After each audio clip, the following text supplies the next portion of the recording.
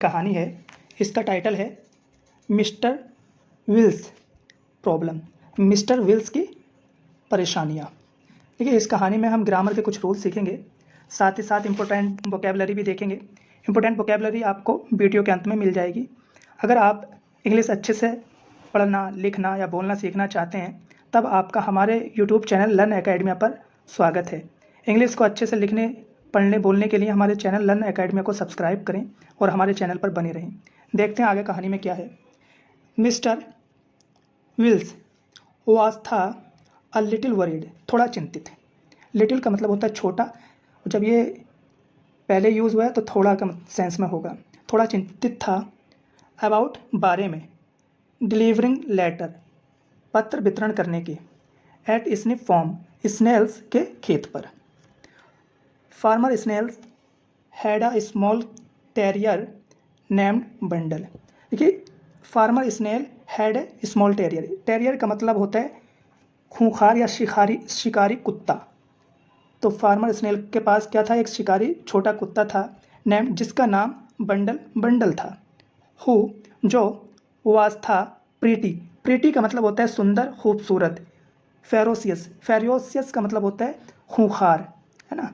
तो अब प्रीटी और खूंखार दोनों एक साथ में सेंस बन नहीं रहा, तो इसका मतलब होगा खूंखार या क्रूर, जो खूंखार था। यूल, तो ये है यू शैल हैव टू। देखिए, हैव टू का जहाँ कहीं भी यूज़ होता है तो इसका मतलब ये होता है कि आपको काम करना पड़ेगा, एक मजबूरी शो की जाती है कि आपको ये करना ही होगा, है ना। उस सेंस में हैव टू का यूज़ किया जाता है। मेक, करनी होगी, फ्रेंड्स, मित्रता, विद हिम, उसके साथ। You shall have to make friend with him, तुम्हें उसे अपना दोस्त बनाना होगा। एडवाइस मिस्टर विल्स को सलाह दी गई। वोट, क्या?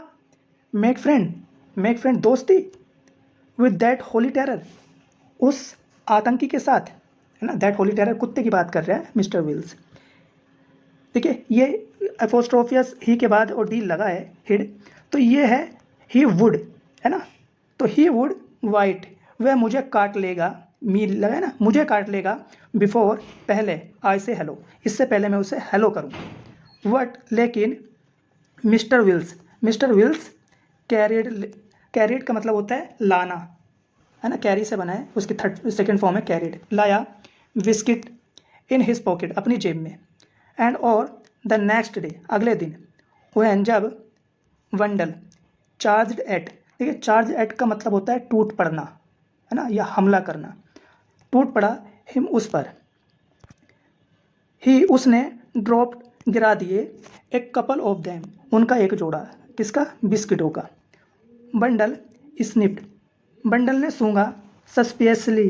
देखिए, सस्पियसली का मतलब होता है संदेह से, बदगुमानी से, संदेह के साथ।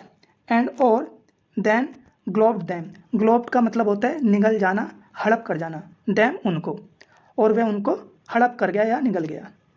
दिस वीकेम, ये हो गया, ए डेली रूटीन, रोज का काम। डेली रूटीन का मतलब होता है रोज का काम या दैनिक कार्य, ये रोज का काम हो गया।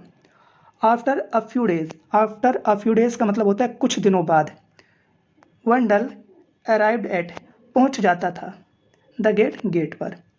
एंड और रिसीव्ड, और रिसीव करता था या स्वागत करता था, मिस्टर विल्स का, विद ग्रेट डिग्निटी, बड़ी सम्मान के साथ। डिग्निटी का मतलब होता है सम्मान या शान या गरिमा या मर्यादा के साथ।